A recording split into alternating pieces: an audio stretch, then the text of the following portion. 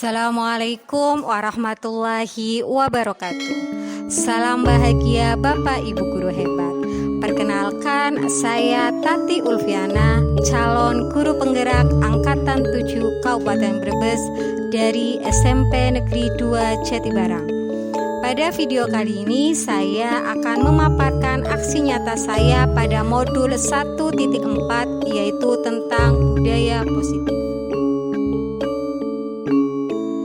Adapun bentuk aksi nyata untuk modul 1.4 yang saya lakukan adalah: yang pertama, mengimplementasikan konsep modul budaya positif di lingkungan kelas dengan membuat keyakinan kelas bersama siswa.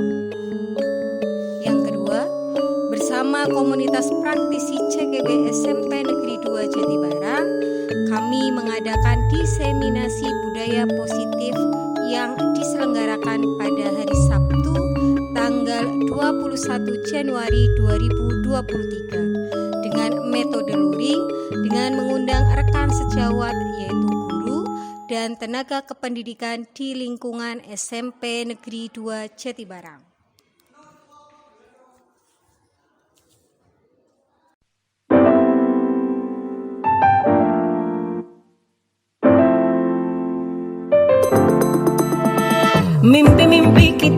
Mimpi kita yang muda, angan-angan kita ada di kepala. Rencana-rencana hanya jadi wacana jika diam saja. Habis waktumu banyak takut ini itu, percayalah selalu bahagia menunggu. Incaran yang dulu tepat di hadapanmu jika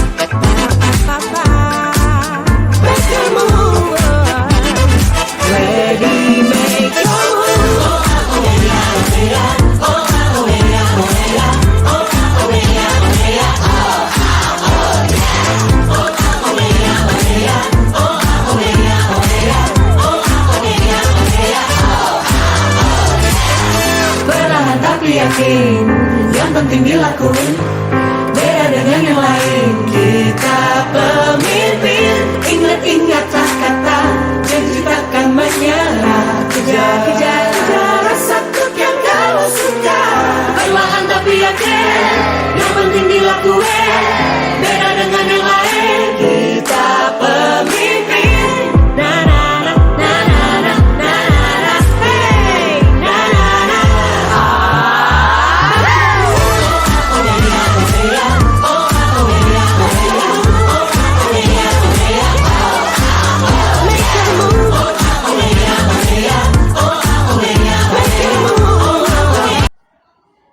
Assalamualaikum warahmatullahi wabarakatuh. Perkenalkan, nama saya Tubagus Alif Wiradilah. Saya dari kelas 7C. Kami sudah membuat keyakinan kelas yang sudah disepakati bersama.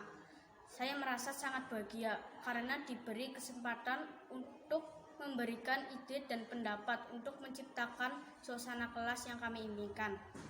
Dengan ini kami juga belajar untuk menghargai waktu, menghargai diri sendiri dan orang lain. Dan dengan kesepakatan ini, kami belajar bertanggung jawab terhadap komitmen yang sudah disepakati bersama. Sekian dari saya. Wassalamualaikum warahmatullahi wabarakatuh.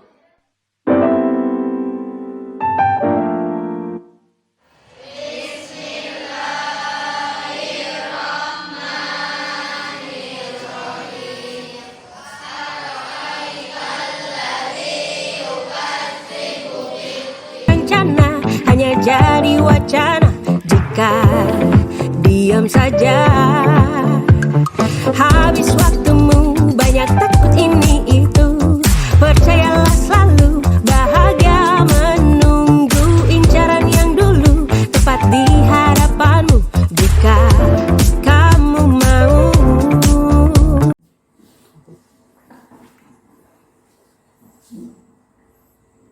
Assalamualaikum warahmatullahi wabarakatuh. Bismillahirrahmanirrahim. Alhamdulillah, la haula wala quwata illa billah, amma ba'du.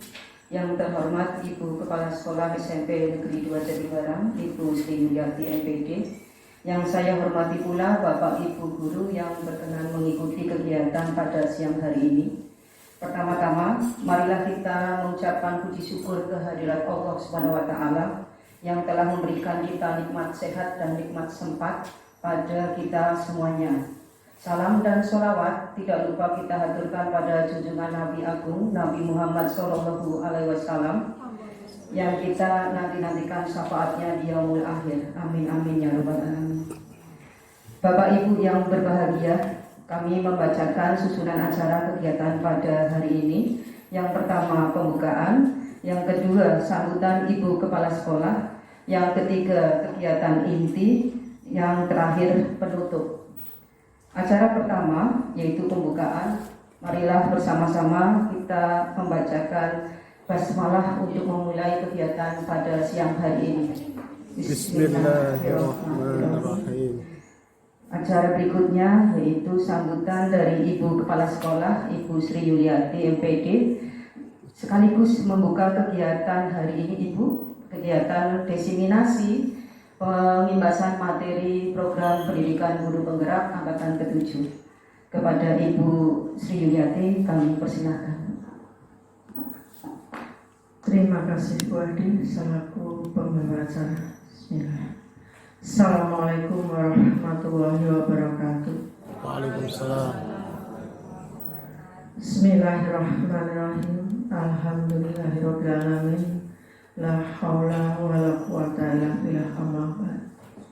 Yang kami hormati Bapak Ibu selaku calon guru penggerak yang ada di SMP Negeri 2 Jatibarang, Bapak Ibu guru yang ikut pengimbasan dari Bapak Ibu calon guru penggerak yang saya hormati pula.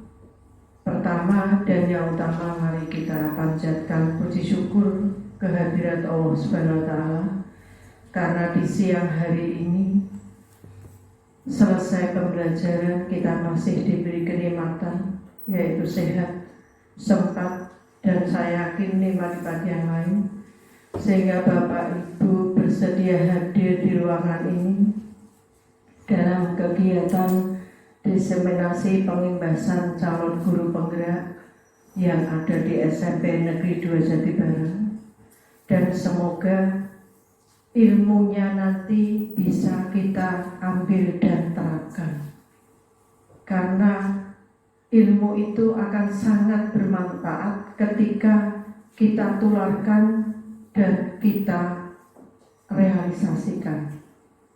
Salawat dan salam tak lupa kita haturkan kepada Nabi besar Muhammad Sallallahu Alaihi Wasallam, keluarga, sahabat, dan seluruh hamba-hambanya istiqomah, dan yang tiada henti-hentinya kita selalu berharap syafaat beliau di yaumul akhir. Bapak Ibu yang kami hormati, yang pertama kami mengucapkan terima kasih kepada panjenengan semua, khususnya bagi Bapak Ibu guru yang saat ini sudah mengikuti program guru penggerak dan nantinya bisa diikuti oleh Bapak Ibu guru yang lain.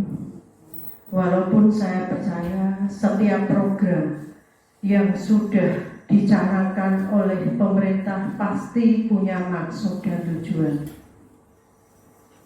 Mengapa muncul adanya guru penggerak, Bapak? Ini harus panjenengan pahami. Salah satu pendidikan kita itu sudah dirasa lesu guru-guru inovasinya masih sangat butuh ditingkatkan. Kreativitasnya pun masih sangat-sangat kurang. Sehingga dengan program ini salah satu harapannya Bapak Ibu guru yang nantinya mengikuti program guru penggerak betul-betul bisa memberikan dampak terhadap Bapak Ibu guru yang lain di sekolahnya, bahkan di wilayahnya masing-masing. Jadi tidak sekedar program yang diadakan, diikuti, tapi tidak berdampak. Mohon maaf Bapak Ibu, kami sudah sering mendengar bahkan banyak program yang diberikan oleh pemerintah, tapi jarang, bahkan realisasinya itu minim sekali Bapak Ibu. Buktinya kita pernah mendapatkan banyak workshop keterkaitan dengan tugas kita selaku guru. Saya yakin hampir setiap saat ada workshop tentang pembelajaran, tentang bagaimana memberikan pembelajaran yang betul-betul berpihak pada peserta didik, yang betul-betul anak-anak itu memiliki motivasi untuk lebih aktif dan kreatif. Sudah dari dulu workshop ini selalu dilakukan, tapi ternyata dari hasil evaluasi secara keseluruhan, pembelajaran yang ada di satuan pendidikan khususnya SMP itu masih banyak yang belum memahami tentang contextual teaching and learning dengan berbagai macam pendekatannya, strateginya, modelnya, dan metodenya. Bahkan kami percaya banyak guru yang belum bisa membedakan apa itu pendekatan, strategi, metode maupun model. Mengapa Bapak Ibu? Ini yang saya amati ketika panjenengan semua mendapatkan workshop, itu tidak dan jarang yang mau mengaplikasikan atau menerapkan di dalam proses pembelajaran di sekolahnya masing-masing. Dan inilah salah satu program munculnya yang namanya guru penggerak, yang ketika kami membaca itu ada tujuan yang diharapkan. Yang pertama, dari namanya guru penggerak, maka guru ini harus mampu menggerakkan komunitas belajar yang ada di sekolahnya dan di wilayah sekitarnya. Jadi mohon maaf bagi panjenengan yang sudah termotivasi untuk maju, berarti mindset panjenengan di pembelajaran harus berubah. Kemudian yang kedua, menjadi pengajar praktik yang terkait dengan pembelajaran. Jadi bisa memberikan contoh bagaimana pembelajaran yang betul-betul real dan kontekstual, bukan sekedar pembelajaran imajinasi. Dan ini sudah selalu tercover dengan banyaknya metode yang sudah mulai tidak menggunakan ceramah sebagai metodenya. Karena mohon maaf, ceramah itu sebenarnya bukan metode. Kalau metode itu ya bagaimana panjenengan itu bisa mengajak anak untuk lebih aktif. Di situ ada diskusi, tanya jawab, penugasan, eksperimen. Jadi yang namanya ceramah itu bukan metode, karena memang dia itu ada dan wajib di dalam semua kegiatan pasti yang ada namanya ceramah. Jadi sebetulnya ketika jenengan disuruh menyebutkan metode pembelajaran, jangan pernah menyebutkan ceramah. Mulai dihilangkan Bapak Ibu. Belum nanti mengarah pada model. Model kita itu banyak Bapak Ibu. Dulu muncul yang namanya THT, jigsaw. Sampai nantinya, sampai sekarang ketika kita diterapkan kurikulum 2013, diharapkan hanya model yang betul berbasis masalah. Sehingga di situ muncul yang namanya model inquiry learning, discovery learning, problem based learning, dan project based learning. 4 ini sebetulnya yang utama karena semuanya berbasis masalah. Hanya datangnya masalah ini yang membedakan satu model dengan model yang lain. Dan model itu pasti bersintaks atau berfase Bapak Ibu. Ini cirinya model. Jadi ada sintaknya atau fasenya atau tahapannya. Nah ini pun ketika kami membaca RTP panjenengan, itu kami sering menemukan modelnya ada, tapi ternyata sintaknya tidak sesuai.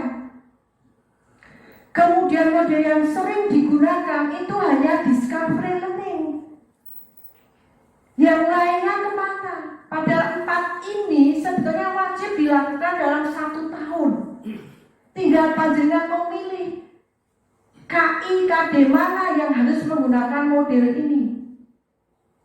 Kalau itu panjenengan menjadi suatu pembiasaan positif, praktek baik, saya yakin jenengan tidak akan kebingungan. Apa itu sih PBL? Jenis makanan apa itu? DI, Discovery Learning, DL, Inquiry. Ini harus dipahami Bapak Ibu. Sampai muncul sekarang, kenapa ada yang namanya kurikulum merdeka yang memberikan kesempatan seluas-luasnya pada anak didik untuk mengembangkan potensi yang ada pada dirinya. Nah ini tahapan ini sebetulnya. Jadi kata kunci kurikulum mau 94, mau 2006, mau merdeka, mau kurikulum atau K13 sebutan 2006 KTSP, itu sebenarnya kontennya sama Bapak Ibu. Bagaimana jenengan bisa membuat pembelajaran di kelas lebih bermakna dan nantinya menjadi bekal untuk kehidupannya, yang dulu kita kenal dengan nama life skill-nya. Ini urutan, sehingga di sini begitu melihat kok dampaknya tidak grafik naik. Tapi kalau saya katakan dampaknya hanya lempeng saja seperti ini, maka berpindahlah. Ayo kita ganti. Bagaimana dengan cara kurikulum merdeka? Berarti guru itu betul-betul menggunakan kesempatan seluas-luasnya. Siswa pun sama. Tapi ini pun tidak terlepas dari model yang berbasis masalah. Ini tidak boleh ditinggalkan. Dan saya yakin metode pun ya saya yakin jenengan pasti menggunakan yang namanya diskusi, tanya jawab, penugasan, eksperimen. Itu tetap dipakai Bapak Ibu. Jadi jangan salah persepsi, jangan salah ada menu baru jenengan terus ganti menu lainnya, tidak. Ini yang dikatakan dengan bagaimana guru itu mengeksplor 4 kompetensinya. Dan 4-4-nya itu harus balance. Tidak boleh ada yang satu berkembang pesat, yang satu stagnan, nggak bisa. Selama guru di Indonesia masih seperti ini, mau program apapun saya yakin tidak akan berjalan. Dan saya berharap dengan dibuatnya atau dikembangkannya model yang namanya guru penggerak, harapan pemerintah itu bisa menularkan praktek baik dalam pembelajaran, minimal di sekolahnya, dan nanti akan diimbaskan ke wilayah sekitar. Ini, jadi hati-hati Bapak Ibu, dan tolong panjenengan harus selalu pahami ketika ada perubahan. Jangan sekedar diikuti tapi jenengan tidak tahu kenapa sih ada program ini, apa tujuannya, dan saya harus bagaimana.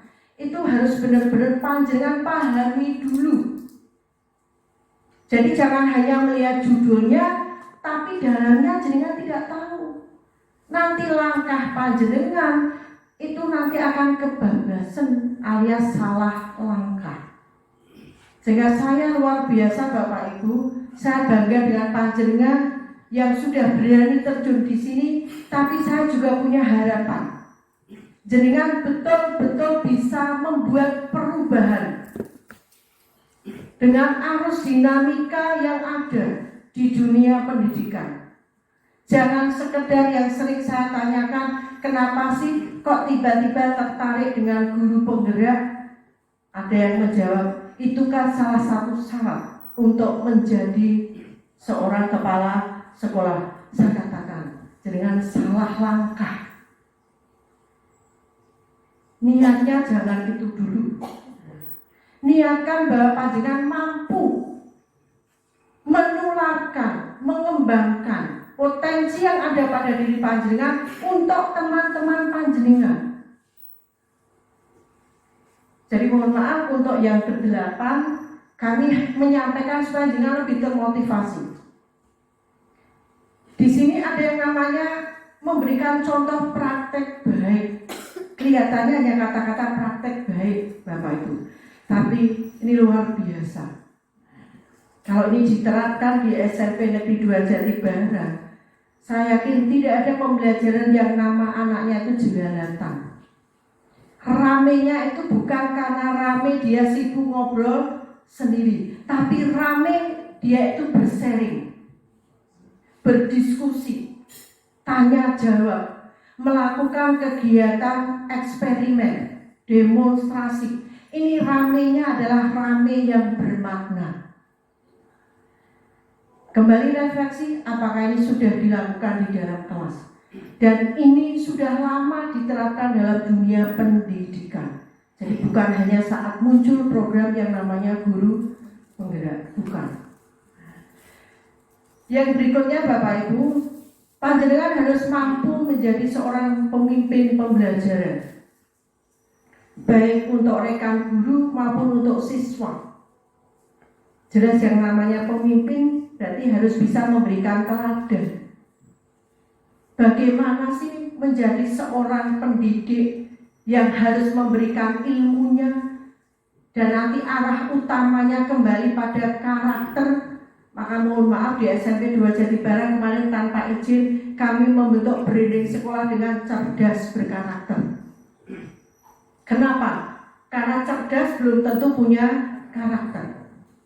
Sehingga kami menambahkan kata cerdas berkarakter, bahwa anak cerdas itu harus memiliki karakter. Dan tolong nanti setiap panjenengan masuk kelas, bunyikan itu, ucapkan itu pada anak-anak, supaya dengan selalu diucapkan jenengan itu doa bahwa anak-anak kita peserta didik di SMP 2 Jatibara itu ingin, berharap menjadi anak yang cerdas tapi punya karakter. Singkat, padat, tapi sangat maknanya luar biasa. Ini yang saya harapkan. Karena kalau hanya berkarakter, saya belum mengarah apa betul dia cerdas. Tapi kalau cerdas berkarakter, harapan panjenengan cerdas itu dia tanpa diperintah tahu. Tapi kalau pinter itu dari hasil belajar. Tapi kalau cerdas itu dia peka dengan apa yang ada, langsung ambil. Dan cerdasnya itu penuh karakter. Mengapa saya tambahkan ini? Karena sekarang ada yang namanya profil pelajar Pancasila. Sehingga saya katakan ini kok pas untuk SMP 2 Jatibara. Ini Bapak Ibu, jadi kami hanya memberikan motivasi, bukan berarti saya model-model, tidak Bapak Ibu, karena ini untuk kita semua. Jadi apapun program yang sudah diberikan oleh pemerintah, dicanangkan oleh pemerintah itu semuanya ada jenjangnya, ada tujuannya, dan ada manfaatnya. Dan semua itu tetap bermuara pada 4 kompetensi yang harus panjenengan kuasai dan harus direalisasikan. Insya Allah dengan 8 guru penggerak yang ada di SMP 2 Jatibarang, maka pembelajaran lebih bermakna.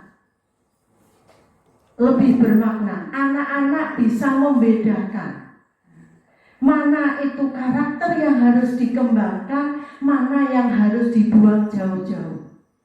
Anak-anak harus selalu inovasi supaya apa? Branding kita cerdas muncul. Nah, ini nanti tercover juga dengan pembelajaran panjenengan semua di kelas tadi. Yang saya katakan, ayo tinggalkan pembelajaran yang konvensional, yang tradisional, yang hanya masuk menyampaikan tugasnya, buka buku, anak langsung merangkum meresu. Kita punya sintak, Bapak Ibu. Mengapa semua pembelajaran yang diartikan harus berbasis masalah? Karena memang anak wajib memiliki kemampuan untuk menyelesaikan masalah. Karena yang namanya masalah, setiap saat, setiap detik, setiap hari kita selalu berhadapan dengan masalah. Kalau di dunia pendidikan, ya tentunya masalahnya juga masalah pendidikan. Termasuk salah satu contohnya karakter anak ketika mungkin berpakaian kurang pas, kedisiplinan berangkat, bagaimana ketika ketemu dengan orang tua. Karena saya mengamati anak-anak sekarang itu berbahasa Indonesia saja, di kelas banyak yang belum paham. Jadi jangan salah, ketika pemerintah juga menerapkan apa yang namanya literasi dan numerasi. Kenapa muncul program ini? Karena ternyata banyak guru juga yang belum tahu seperti apa itu literasi dan bagaimana itu numerasi. Sepele Bapak Ibu, jenengan kemarin membuat RPP nih. Di bawah itu ada Jatibarang titik-titik. Kalau literasi panjenengan itu sudah begini, titik-titik itu jenengan isi. Bukan sekedar hanya Januari tahun 2002. Kapan itu jenengan buat? Itu literasinya sudah paham. Itu literasi Bapak Ibu. Sepele, tapi ternyata literasi yang harus ada asesmen nasionalnya kita sendiri belum paham apa itu literasi. Jadi tidak sekedar hanya memahami tentang membaca isi, tidak Bapak Ibu. Itu literasi. Belum nanti menuju ke numerasi, ini dasar Bapak Ibu. Jadi literasi numerasi kalau kemarin hanya mengatakan ada di mapel bahasa Indonesia dengan matematika, itu salah fatal. Semua mata pelajaran itu pasti ada dasar 2 ini, literasi dan numerasi. Sehingga di sini kami titip kepada teman-teman calon guru penggerak yang 8 untuk bisa mengembangkan, sering menyampaikan hal-hal yang selama ini teman-teman miss konsep. Karena kalau sudah miss konsep, selamanya tidak akan mencapai titik tujuan. Itu sudah pasti. Karena segala sesuatu selalu diawali dari kata paham dulu. Dan setiap kegiatan harus dialami dengan apa? Program dulu. Dan tolong Bapak Ibu, mari bersama-sama kita dukung program pemerintah yang saya yakin tujuan itu sudah jelas. Ada di dalam pembukaan Undang-Undang Dasar 1945, diturunkan menjadi Sikdiknas, kemudian diturunkan menjadi visi misi pendidikan pemuda dan olahraga Kabupaten Brebes, nanti turun menjadi visi misi sekolah masing-masing. Sehingga nanti kami ingin bersama-sama membedah visi misi yang ada di SMP Negeri 2 Jatibarang, sehingga teman tahu apa sih visi itu, Visi itu nanti dijabarkan ke apa? Misi. Misi dijabarkan ke apa? Tujuan. Sehingga kalau visi itu mungkin padat, tapi di situ harus mencakup tujuan pendidikan, masuk semua. Nanti dijabarkan ke misi, misi menjadi tujuan. Tujuan ini nanti yang akan kita capai melalui semua kegiatan yang ada di SMP Negeri 2 Jatibarang. Mungkin ini Bapak Ibu yang perlu kami sampaikan. Kita sama-sama belajar, saya pun belajar. Mengapa sih harus ada guru penggerak? Oh, ternyata seperti ini sudah lesu pendidikan, dengan banyaknya program sudah disampaikan, tapi hasilnya belum signifikan dengan harapan pemerintah. Dan sekali lagi, panjenengan selaku teman-teman yang sudah berada di barisan terdepan untuk menjadi guru penggerak, nomor 1 adalah kemampuan panjenengan untuk bisa membaca setiap situasi. Karena kondisi masing-masing sekolah, saya percaya dan yakin tidak akan pernah sama. Ini yang harus dipahami. Maka di dalam 6 profil pelajar Pancasila, di situ ada yang namanya kebinekaan global. Kenapa di situ ada mandiri? Ada berpikir kritis. Harapannya itu Bapak. Dan ini sekarang salah satunya tugas itu ada di pundak para guru penggerak yang nantinya akan memberikan contoh praktek baik di sekolahnya minimal. Nanti harus mengembangkan lagi menuju ke wilayah sekitarnya. Nanti baru menuju ke yang lain. Dan tetap jangan melupakan tupoksinya selaku seorang pendidik.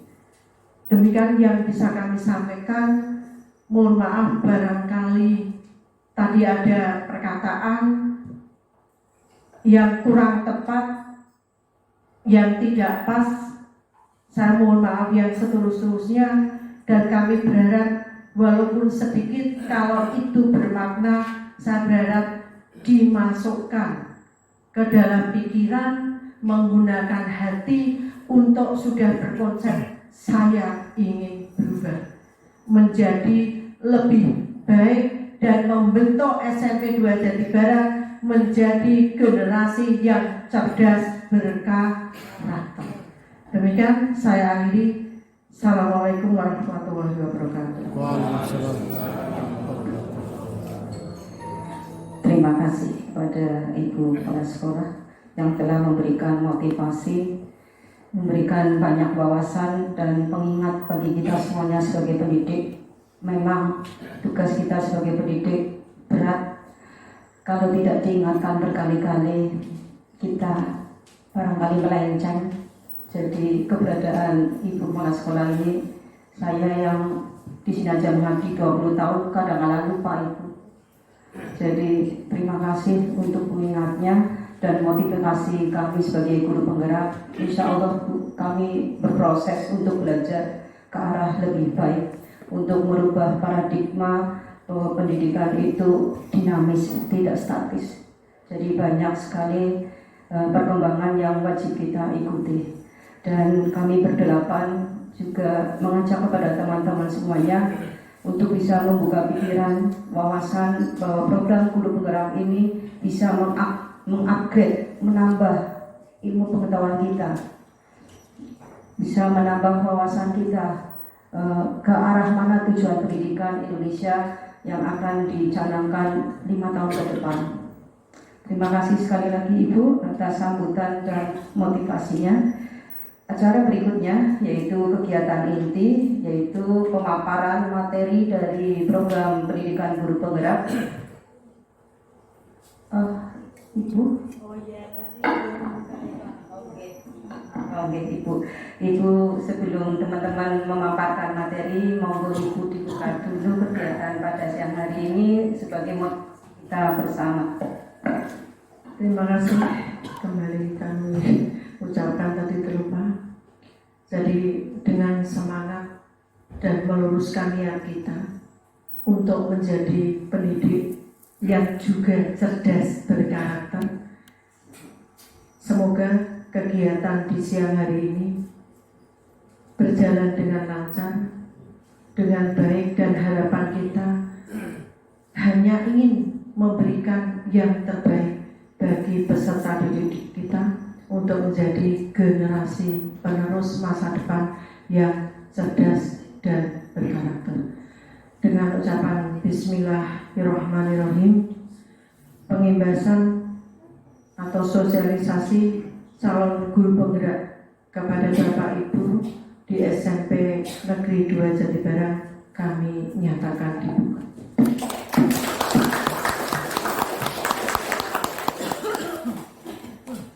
Terima kasih sekali lagi Ibu. Bapak Ibu semuanya yang berbahagia, ini kegiatan inti utama yaitu pemaparan materi hasil daripada kami dididik dari bulan November, yaitu pendalaman modul 1. Ada 4 materi utama, tapi kita akan paparkan menjadi 8 materi yang akan disajikan oleh 8 calon guru penggerak. Yang pertama yaitu Ibu Roilah SPD akan memaparkan tentang filosofi pendidikan menurut Ki Hajar Dewantoro. Kemudian yang kedua, Ibu Herul Istiqomah akan memaparkan materi tentang nilai dan visi guru penggerak. Kemudian Bapak Muhammad Bunasor SPD akan memaparkan materi tentang nilai kebajikan universal. Kemudian Bapak Arif Hakim akan memaparkan materi tentang motivasi. Dan kelima, saya sendiri akan memaparkan materi tentang pembuatan keyakinan kelas. Dan dilanjutkan oleh Ibu Gina Arlina akan memaparkan materi tentang kebutuhan dasar manusia. Kemudian dilanjutkan Ibu Tati Ulfiana akan memaparkan tentang posisi kontrol guru. Dan terakhir nanti akan ditutup oleh Ibu Nurul Afifah akan memaparkan tentang bagaimana caranya menerapkan segitiga restitusi. Ada 8 materi yang Bapak Ibu akan terima. Kemudian pemaparan pertama oleh Ibu Roilah, waktu dan tempat kami persilakan. Saya serahkan sepenuhnya kepada para penyaji. Adapun tanya jawab langsung kepada penyaji.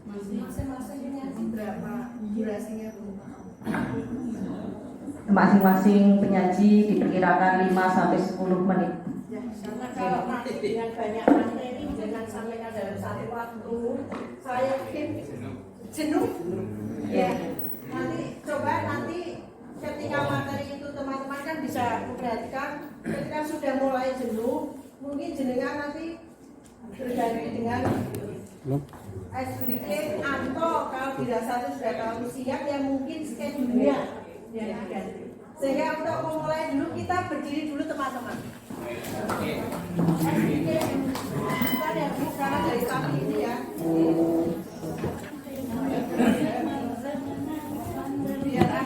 Biar SDK-nya enak, dengan fokus. Nanti saya pakainya angka, masih menghitung dengan fokus. Ini 1, 2, 3. Nanti kembali lagi 1, 2. Kalau 1, 2, 3 nanti yang ganjil 3, tapi saya ambil 3 ya. Mulai dari 3, kemudian 6 kelipatannya. Ya. Dengan pakai door. 1, 2, door. Kalau dengan nanti lancar, berarti semuanya sudah fokus ikut.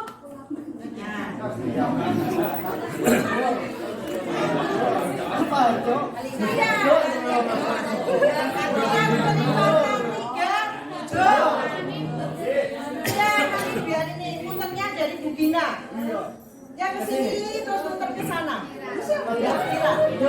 Oke, kita fokus. Berarti nanti yang salah, berarti masih pikirannya sudah pengen sampai.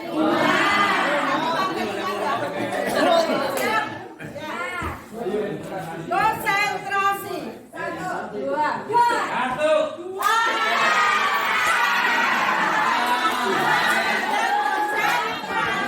Masa bantel lu siji.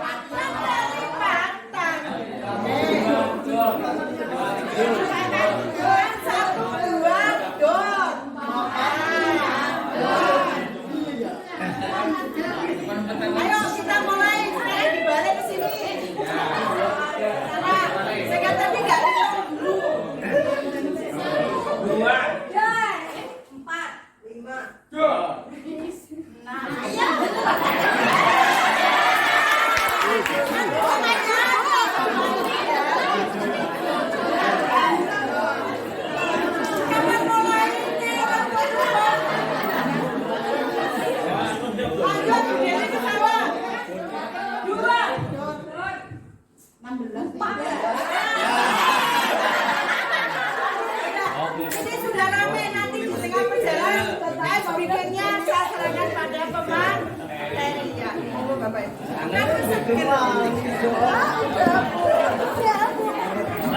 Satu, dua, dor. 4, 5, dor. 7, 8, dor. Monggo sebagai pemateri pertama. Masih semangat ya Bapak Ibu? Ya, kita sambut Ibu Rohila dengan filosofi Ki Hajar Dewantara.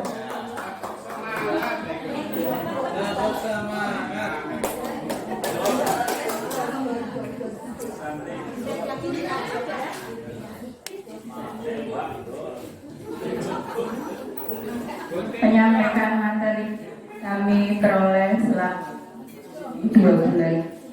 Bapak Ibu yang saya hormati, Assalamualaikum warahmatullahi wabarakatuh. Terima kasih atas waktu yang terhormat Kepala SMP Negeri Barang Ibu Sri Yuwarti MPD, Bapak Ibu Guru SMP Negeri 2 Jati Barang yang saya hormati. Modul pertama dari calon guru penggerak filosofi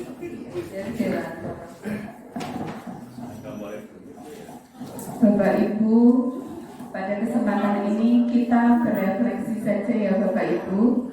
Saya memaparkan apa yang saya pahami. Yang pertama adalah bahwa menurut Ki Hajar Dewantara, pendidikan di Indonesia dengan berpedoman bahwa pendidikan atau anak bukan tabula rasa. Yang dimaksud tabula rasa adalah kita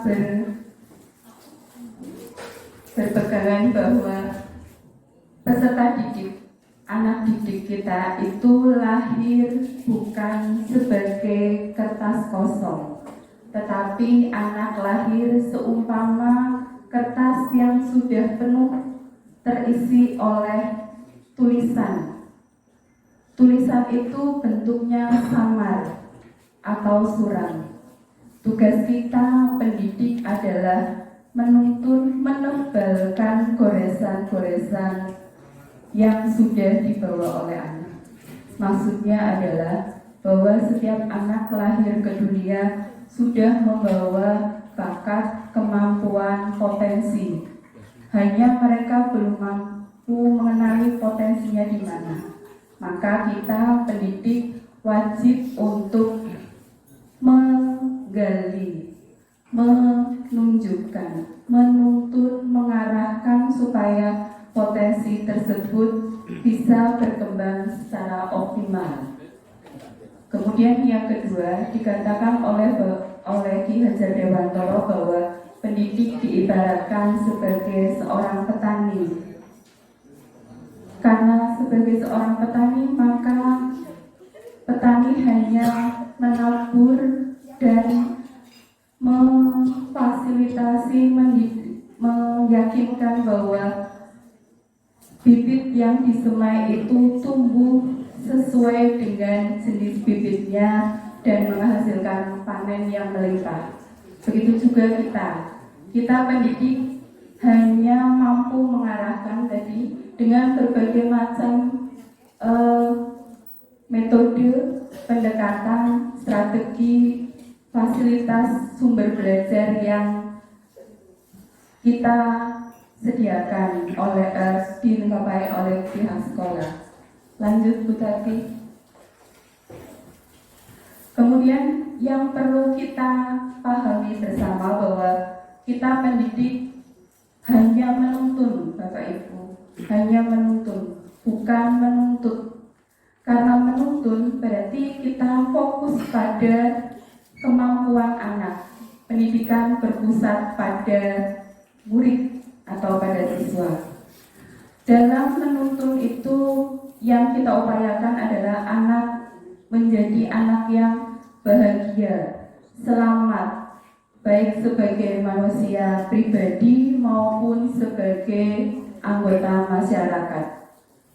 Pendidikan yang kita lakukan itu bukan mengubah dasar, tapi kita hanya mampu mengarahkan adanya perubahan laku. Laku di sini bisa cara berpikir, keterampilan atau life skill yang dimiliki oleh anak. Dalam mendidik kita tidak melupakan kodrat alam dan kodrat zaman. Maksudnya adalah bahwa pendidikan disesuaikan dengan masa di mana anak itu tumbuh berkembang. Pada saat ini pendidikan sudah teknologi sudah maju. Jangan kita bawa pendidikan ke zaman kita masih kecil. Seperti yang disampaikan tadi oleh Ibu Kepala Sekolah bahwa metode strategi jangan kembali ke konvensional, tapi kita menggunakan 4 metode yang terbaru. Kemudian berikutnya adalah bahwa pada pendidikan kita diminta untuk memberikan 3 hal yang dikenal dengan nini among, kaki among atau sistem kodrat irodat. Apa itu? Yang pertama adalah ingarso sumtulodo. Kita selalu memberikan contoh Bapak Ibu, karena kita adalah figur dari anak-anak. Contoh nyata untuk anak. Kemudian Ingmat Deomangunkarso dan Tuturi Handayani. Ketiga itu perlu kita terus lakukan, ulang berulang. Kenapa? Karena pendidikan itu kadangkala di tengah jalan, ketika kita memberikan pembelajaran, anak merasa tidak bisa menguasai materi, maka dia akan melemah. Maka sepatutnya kita memberikan semangat bahwa ketika mereka berusaha, mencoba, tidak menyerah, pasti bisa. Itu munculnya Ingmatio Mangunkarso dan Tutwuri Handayani. Kita akan memberi dorongan. Berikutnya adalah bahwa dalam pendidikan kita juga harus menganut asas trikon, kontinu, konsentris, dan konvergen. Jangan kita sebagai pendidik menutup mata bahwa apa yang kita punyai adalah yang terbaik, tapi kita membuka wawasan kita dengan dunia luar. Jangan menutup diri. Tetapi apa yang kita peroleh dari luar, mohon kita kembalikan ke kondisi dan lingkungan di mana kita tinggal. Dalam proses mendidik dilakukan secara terus-menerus Bapak Ibu dan bersifat terbuka. Tapi kita tetap semua yang datang dari luar daerah, luar negeri, ataupun dari mana saja tetap kita terima, kita adopsi supaya apa yang kita peroleh itu bisa sesuai dengan apa yang adat istiadat, potensi yang ada di lingkungan. Jangan diambil mentah-mentah, karena semua yang ada di luar tidak selamanya cocok dengan lingkungan kita. Berikutnya, sudah selesai. Sudah. Dari Ki Hajar Dewantoro, poin-poin itu yang perlu kita pahami bersama. Di samping yang terakhir adalah bahwa ketika kita melakukan pembelajaran, kita diupayakan sebisa mungkin menciptakan suasana pembelajaran yang nyaman dan menyenangkan, supaya anak bisa tergali potensinya. Di situ dikatakan bahwa ketika anak merasa tertekan, maka ada sel-sel yang mati sehingga tidak mampu menumbuhkan potensi yang dimiliki oleh anak didik kita. Kiranya hanya itu yang bisa saya sampaikan. Terima kasih Bapak Ibu, kemudian akan dilanjutkan oleh Ibu Herul Istiqomah tentang monggo Bu Herul. Terima kasih Bapak Ibu. Wassalamualaikum warahmatullahi wabarakatuh. Perlu SBD Bapak Ibu atau masih melek? Oh masih melek, oke berarti SBD-nya nanti saja ya. Oke siap.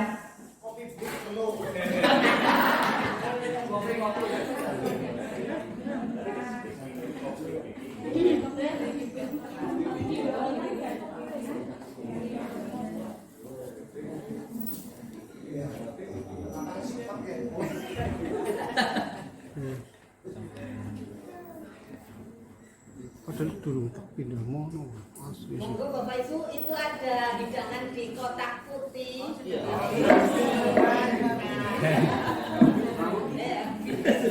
Mau nambah Pak Dedi derek. Pak Dedi derek.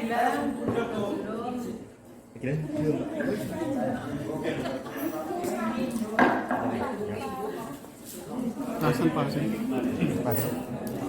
Izin.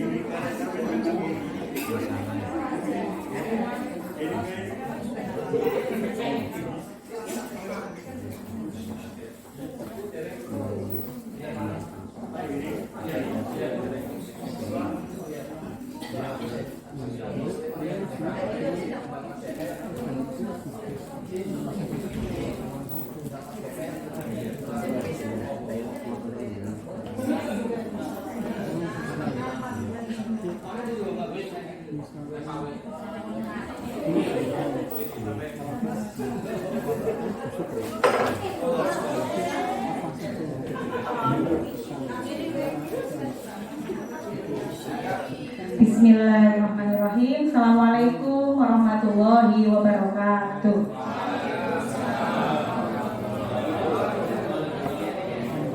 Salam dan bahagia Bapak Ibu semua.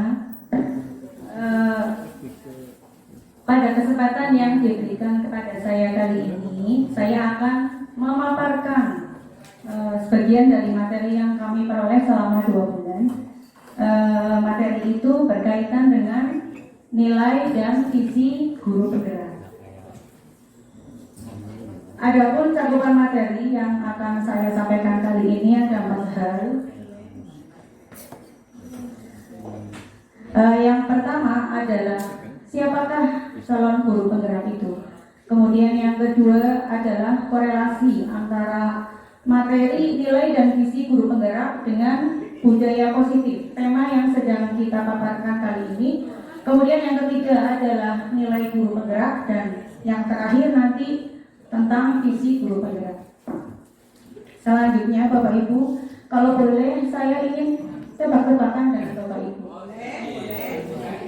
Saya punya pertanyaan, semuanya bisa melihat di layar ini. Siapakah calon guru penggerak?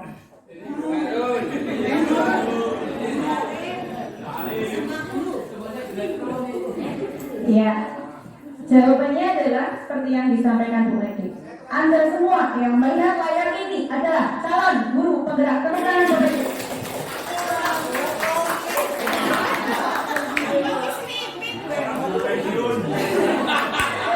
Bapak Ibu, mengapa saya sampaikan Bapak Ibu yang ada di ruangan ini merupakan calon guru penggerak? Bagi saya, boleh ya bagi saya ini ya. Bagi saya seorang guru guru penggerak adalah seorang guru yang memiliki keinginan, seorang guru yang memiliki motivasi intrinsik ingin mengembangkan diri sehingga pendidikan di Indonesia ini akan berkembang berubah menjadi lebih baik. Calon guru penggerak adalah guru yang di kelas selalu mengembangkan diri dalam pembelajaran. Saya yakin Bapak Ibu guru semua di SMP Negeri 2 Jatibarang punya niat tulus untuk membuat siswa kita menjadi lebih baik, lebih berkarakter. Seperti tadi dikatakan Ibu Kepala Sekolah ya, kita ingin membuat siswa kita cerdas berkarakter. Saya yakin Bapak Ibu semua juga menginginkannya. Untuk itu bolehlah kalau saya menyampaikan kalau Bapak Ibu guru semua ini merupakan calon guru penggerak. Kemudian apa korelasi nilai dan visi guru penggerak dengan tema budaya positif yang sedang kita usung ini? Yang pertama, budaya positif yang ingin kita bangun dapat diwujudkan jika semuanya memiliki visi untuk mencapainya. Kemudian, budaya positif yang ingin kita bangun dapat diwujudkan jika kita semua memiliki nilai guru penggerak. Kemudian apa saja sih sebenarnya nilai-nilai guru penggerak? Karena Bapak Ibu semua adalah calon guru penggerak, maka perlu tahu nilai apa saja yang perlu dimiliki agar bisa menjadi seorang guru penggerak. Nilai yang pertama, langsung saja Ibu Ana. Nilai yang pertama adalah berpihak pada murid. Ini saya gunakan gambar anak-anak yang bahagia, anak-anak yang tidak ada rasa stres, anak-anak yang tidak kesusahan. Sebagai guru penggerak, maka kita perlu menerapkan budaya positif dengan tujuan hanya satu, untuk berpihak kepada murid, membuat mereka merasa merdeka. Jangan sampai menerapkan budaya positif justru membuat mereka stres, menjadi beban bagi mereka. Itu PR bagi kita. Kemudian nilai yang kedua adalah mandiri. Di situ saya gunakan ada gambar seorang manusia, di dalamnya ada motivasi intrinsik dan ekstrinsik. Yang dinamakan dengan mandiri adalah Bapak Ibu guru termotivasi untuk mengembangkan diri. Itu benar-benar dari motivasi intrinsik, dari keinginan diri mengembangkan diri, bukan karena ancaman, disuruh kepala sekolah, atau untuk mendapatkan penghargaan. Itu adalah nilai mandiri dari seorang guru penggerak. Kemudian yang ketiga, nilai guru penggerak berikutnya adalah reflektif. Reflektif berarti memaknai pengalaman yang terjadi di sekelilingnya, baik terjadi pada diri sendiri maupun terjadi pada yang lain, secara positif, adaptif, dan produktif. Kita jangan hanya sebatas pada rencana, hanya sebatas pada pelaksanaan, tapi setelah itu kita perlu merefleksi diri dari apa yang kita laksanakan, apa saja yang sudah baik dan apa saja yang perlu diperbaiki. Itu adalah nilai reflektif yang perlu dimiliki guru penggerak. Selanjutnya yang keempat adalah kolaboratif. Kolaboratif berarti mampu senantiasa membangun daya sandi, memperhatikan kesaling tergantungan yang positif terhadap seluruh pemangku kepentingan yang berada di lingkungan sekolah. Bapak Ibu semua, jika keinginan membangun budaya positif di sekolah hanya dimiliki oleh satu orang, 2 orang, 3 orang saja, segelintir orang di SMP Negeri 2 Jatibarang ini, maka itu hanya menjadi mimpi. Maka kita semua perlu memiliki nilai kolaboratif, nilai kerjasama, nilai mau berkolaborasi untuk terwujudnya atau tercapainya budaya positif. Dan nilai penggerak yang terakhir adalah inovatif. Inovatif berarti senantiasa memunculkan gagasan segar dan tepat guna. Jika kita semua mengeluarkan ide masing-masing untuk tercapainya budaya positif, maka akan dihasilkan suatu ide yang paling baik. Itu adalah nilai-nilai yang perlu dimiliki oleh seorang guru penggerak. Harapannya Bapak Ibu, dengan memiliki nilai-nilai tersebut, visi membangun budaya positif di sekolah ini dapat terwujud. Kemudian berikutnya tentang visi guru penggerak. Kita semua tahu pengertian dari visi di Bapak Ibu. Kalau mendengar visi berarti arahnya ke halo? Ya, tujuan. Ada sesuatu yang kita tuju. Yang jelas yang kita tuju itu adalah sesuatu yang lebih baik. Membiasakan budaya positif merupakan salah satu visi menuju perubahan ke arah positif. Menurut materi yang telah saya terima, untuk mencapai visi digunakan adanya paradigma inquiry apresiatif, di mana pada paradigma ini kita menentukan visi berdasarkan kekuatan yang dimiliki oleh sekolah. Kemudian diturunkan ke dalam prakarsa perubahan dan diwujudkan dengan baja. Nah, baja ini adalah kependekan dari buat pertanyaan, ambil pelajaran, gali mimpi, jabarkan rencana, dan atur eksekusi. Lebih jelasnya kita lihat alurnya, alur dari inquiry apresiatif. Kita mulai dari filosofi nilai-nilai luhur Pancasila. Seperti tujuan pendidikan yang disampaikan oleh Ki Hajar Dewantara adalah menuju terciptanya peserta didik yang memiliki nilai-nilai luhur Pancasila. Ini kita jadikan visi. Kemudian visi ini ada arah panah ke sana menuju ke prakarsa perubahan. Dari prakarsa perubahan itu dibuat pertanyaan-pertanyaan baca. Seperti itu Bapak Ibu. Sepertinya hanya itu yang bisa saya paparkan. Monggo barangkali ada yang kurang jelas bisa ditanyakan. Terima kasih. Kalau tidak ada pertanyaan, terima kasih Bapak Ibu semua atas perhatiannya. Mohon maaf jika ada kekeliruan yang saya sampaikan. Berikutnya adalah siapa Bu Adi? Oke, Bapak Bu Nasor yang akan menyampaikan tentang nilai kebajikan. Kita sambut Bapak Bu Nasor.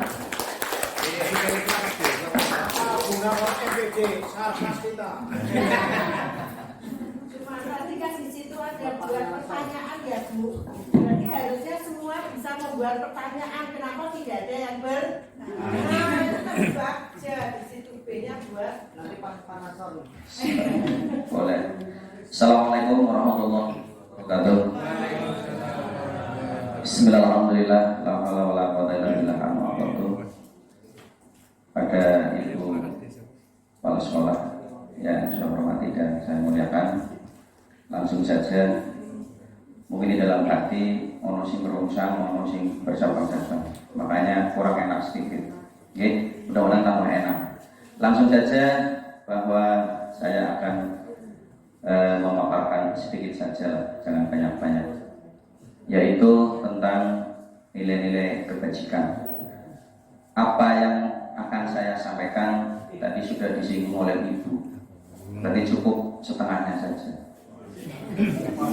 Tadi Ibu sudah menyinggung terus terang, karena untuk nilai kebajikan yang pertama adalah profil pelajar Pancasila. Sebelum kita melangkah itu, pemantik pertanyaan, sudahkah kita menjadi guru yang baik? Jawabannya ada pada diri kita sendiri. Okay? Bahwa profil pelajar Pancasila yang pertama beriman, bertakwa kepada Tuhan Yang Maha Esa dan berakhlak mulia. Kalau kita bicara beriman kepada Tuhan Yang Maha Esa, saya selaku guru matematika di kelas setiap saat sering terlintas menanyakan, siapa yang tadi pagi sholat subuh? Cung, jujur, satu kelas hanya ada 3 anak, rata-rata 3, tidak sampai 10. Nah, ini kan otomatis itu unjewu, berarti penekanan kita belum maksimal itu. Dan untuk berakhlak mulia, memang alhamdulillah untuk murid SMP Jatibarang sudah luar biasa. Yang berikutnya adalah mandiri. Untuk mandiri tadi sudah disinggung oleh Ibu, berarti ini khusus untuk murid SMP Jatibarang, otomatis diterapkan di kelas dari baru datang sebagai tugas tanggung jawabnya piket sudah terorganisir Tetapi setelah kami kemarin selaku sarpas tetap keliling kelas pasang lampu, masih banyak sampah. Nah itu kan berarti karakter kurang bagus. Ya, mandiri. Setelah mandiri kita berkebinekaan. Otomatis berkebinekaan global ini lumayan luas karena kita berbineka.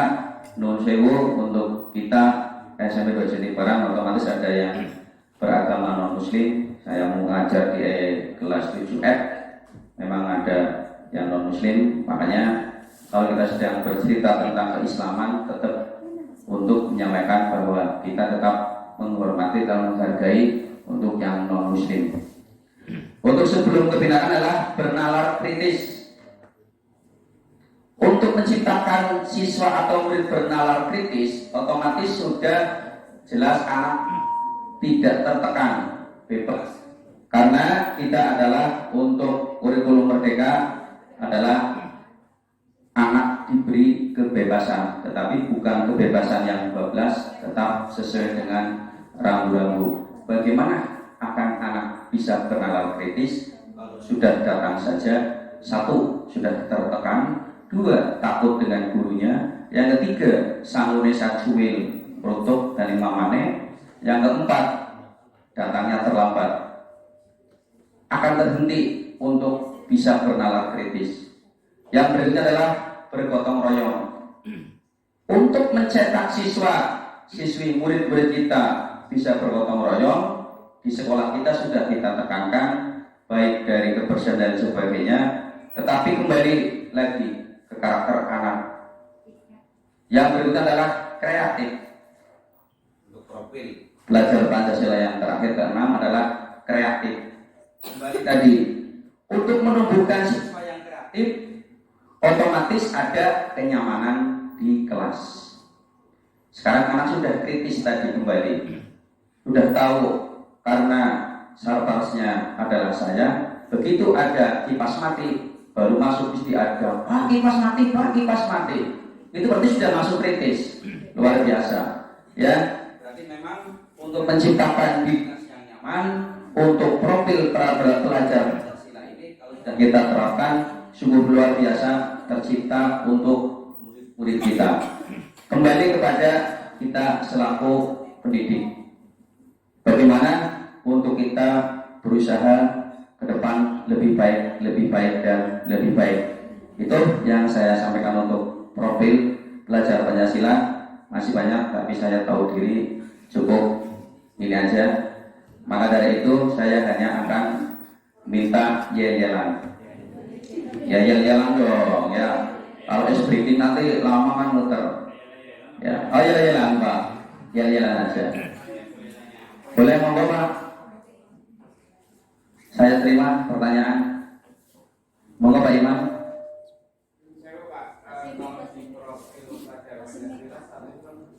Nggih.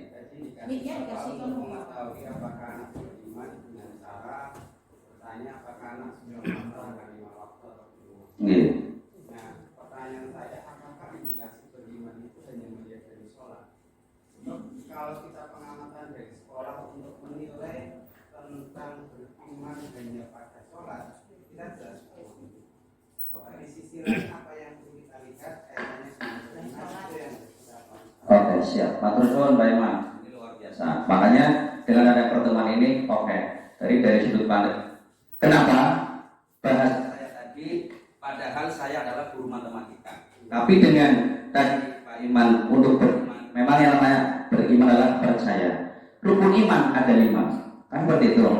Maka dari itu untuk yang berarti tidak ngantuk ya. Makanya kan harus ditek. Guru bangun terima ya. Islam ya. Maka dari itu, mohon maaf. Jadi pertanyaan dari Pak Iman tadi, apakah dengan beriman kita hanya menanyakan sholat? Kan seperti itu. Bahwa untuk itu adalah sebagai indikator. Kalau kita bilang semuanya ya luar.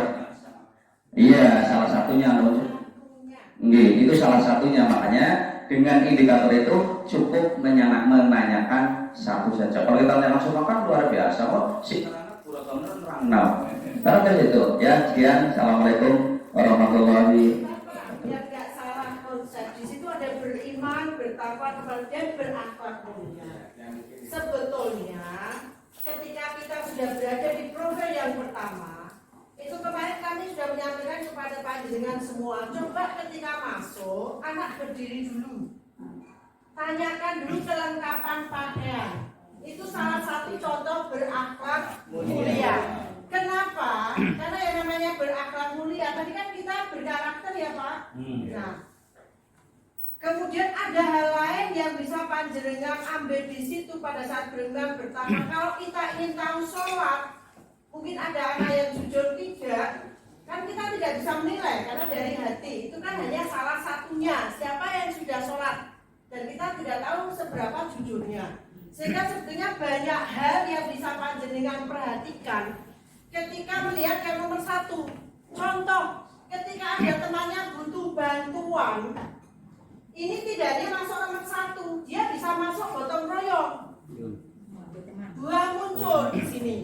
Sehingga nyon sewu, sebetulnya satu karakter ini bisa saling berkolaborasi sehingga ya kami menyarankan karena di sini ada bergotong royong dan pembelajaran itu nggak boleh pembelajaran yang individual, maka saran saya letak atau penataan pengelolaan kelas itu harus disusun dalam bentuk proses belajar yang kolaboratif. Jadi anak sudah dalam posisi berkelompok, jadi nggak konvensional.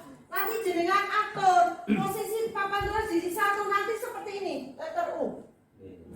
Sekarang kan sudah tidak pandemi. Kalau dulu mengapa jarang dilakukan? Karena ada kaitannya dengan COVID-19.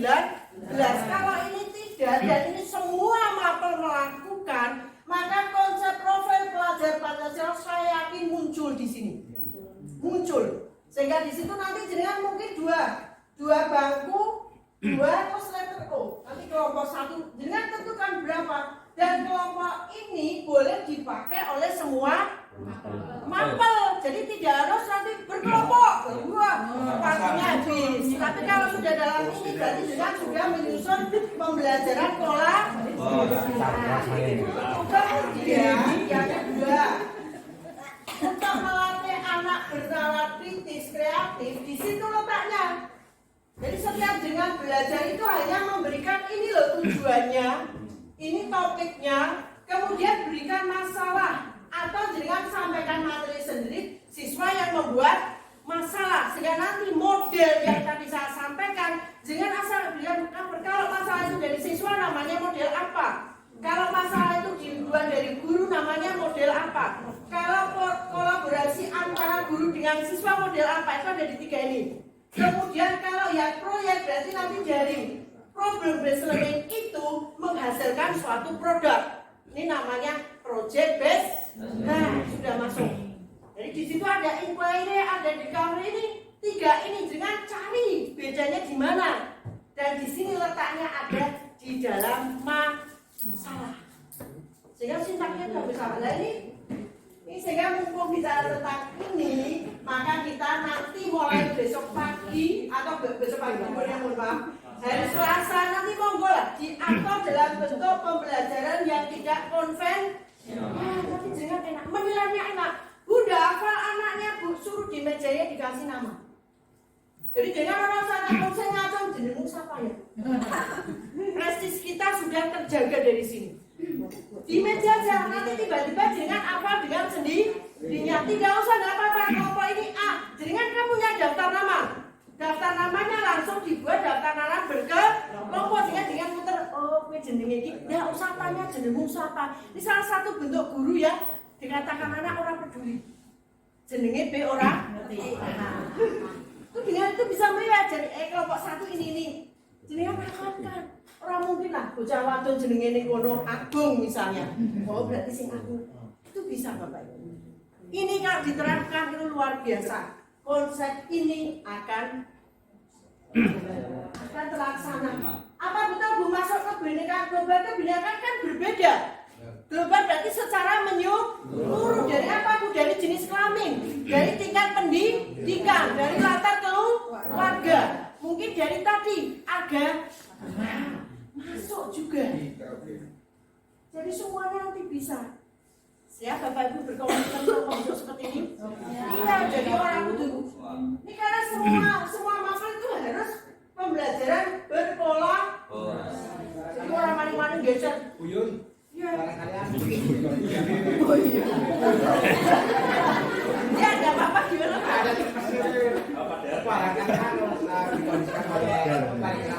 Iya. Guru makan lain itu Udah mateng lah. sudah mateng di kelas itu. Ya apa-apa. Bapak Ibu, apa itu tidak masuk sudah ada. Nah, makanya Nyon Sewu, konsep dasar yang sebetulnya di sini salah adalah ketika jenengan membuat kebinekaan global menjadi kebinekaan yang terkotak. Dengan apa? Ada siswa kelas tidak boleh Bapak Ibu. Berarti jenengan sudah tidak berkebinekaan. Dan di situ nanti anak pasif A ini apa jenis kelamin ono sing matang jicok lanang.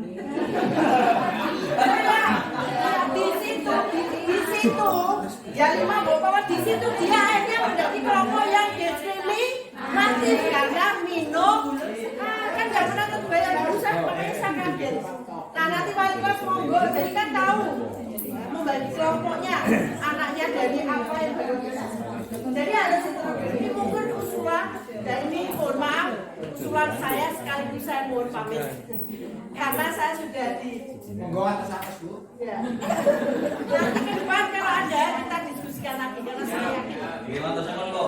Langsung ke kepala.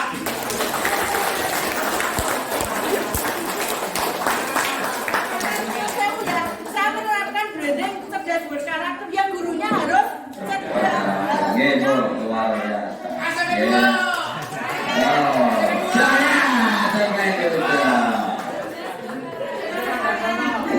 Oke, untuk pemaparan berikutnya adalah Bapak Arif Hakim SP dari Jawa Barat. Monggo untuk Bapak Arif. Iya, Bang. Ya, jawab Bang dong. Jangan gorengnya jawab Bang. Monggo.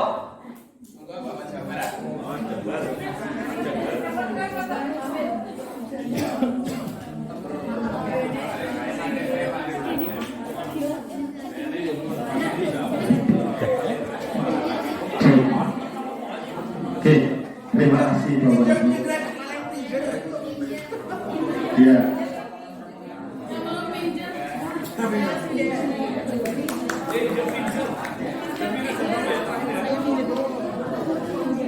Oke.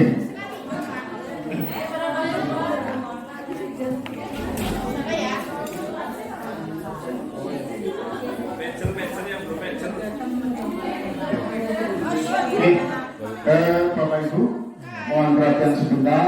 Insya Allah tidak akan lama, ya, nggak 2 menit, 1 menit saja. Pecet selesai. Oke. Terima kasih. Ini fotonya editan Pak. Agak putih sedikit. Oke, terima kasih. Assalamualaikum warahmatullahi wabarakatuh. Ya. Nggak usah kenalan ya Bapak Ibu. Ya, udah. Lanjut Bu Ana. Oh, makanya pencet. Ya. Materinya cuma ini tok Bu, nggak akan lama-lama. Ya. Materinya adalah tiga motivasi perilaku manusia.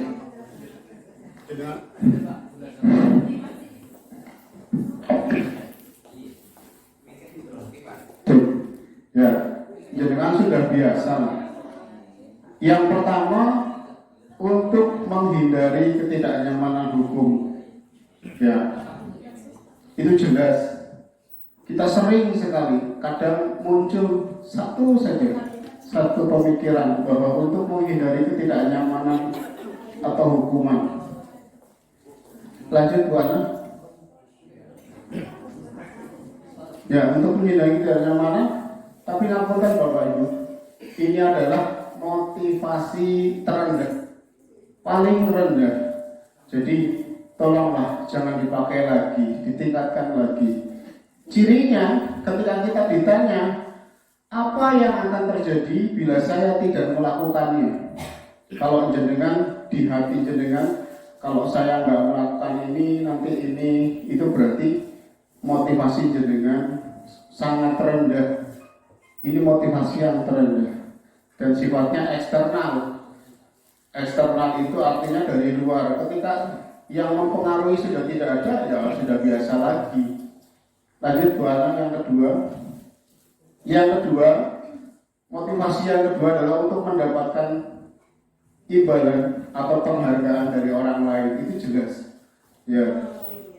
Saya kepengen kelihatan putih, tadi diedit sedikit ya Bapak Ibu ya. Ya. Ada yang pengen komentar nunggu sedelap barangkali anak jajan, itu juga motivasinya. Itu hajat yang Bapak Ibu. Tapi ingat, ketika di dalam hati jenengan masih ada kata saya dapat apa sih, itu motivasi jenengan masih di tataran yang kedua atau di tengah-tengah. Lanjutnya Bu Ana, yang terakhir motivasi untuk menjadi orang yang mereka inginkan, menghargai diri sendiri dengan nilai yang mereka percaya. Artinya apa? Yang jenengan lakukan tidak berdasarkan orang lain, Bapak Ibu. Ini berdasarkan murni dari hati jenengan. Ya, kalau Ibu sering ngomong, ya ngomongnya motivasinya ujung-ujungnya harus ibadah kepada Tuhan Yang Maha Esa. Ya, itu motivasi tertinggi Bapak Ibu. Tapi sekali lagi diharapkan itu muncul dari dalam hati jenengan, tidak berdasarkan menginginkan imbalan atau takut dengan sesuatu. Itu 3 motivasi yang ada. Kemudian yang terakhir Bu Ana, ini yang terakhir.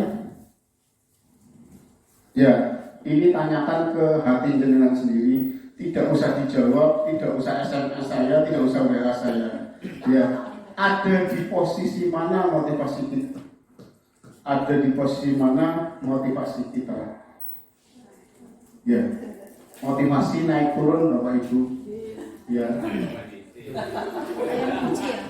berpikir positif ya. Motivasi itu kadang kita takut hukuman, kadang kita pengen dapat jabatan. Kayak misalkan saya pengen jadi sarpras, saya gitu.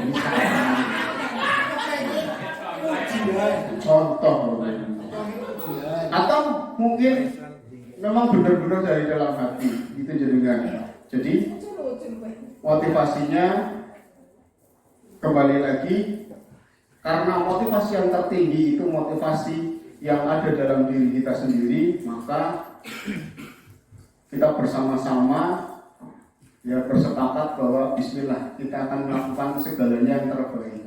Ya, terima kasih, itu saja dari saya, tidak banyak. Yang lain akan menunggu antrian. Kemudian saya akhiri. Wassalamualaikum warahmatullahi wabarakatuh.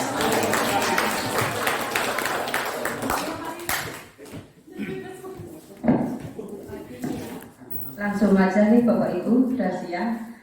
Saya yakin semuanya pengen istirahat, pengen kumpul dengan keluarga. Jadi tidak usah ada speaking ya. Karena saya adalah penyaji nomor 5, masih ada 3 lagi setelah saya.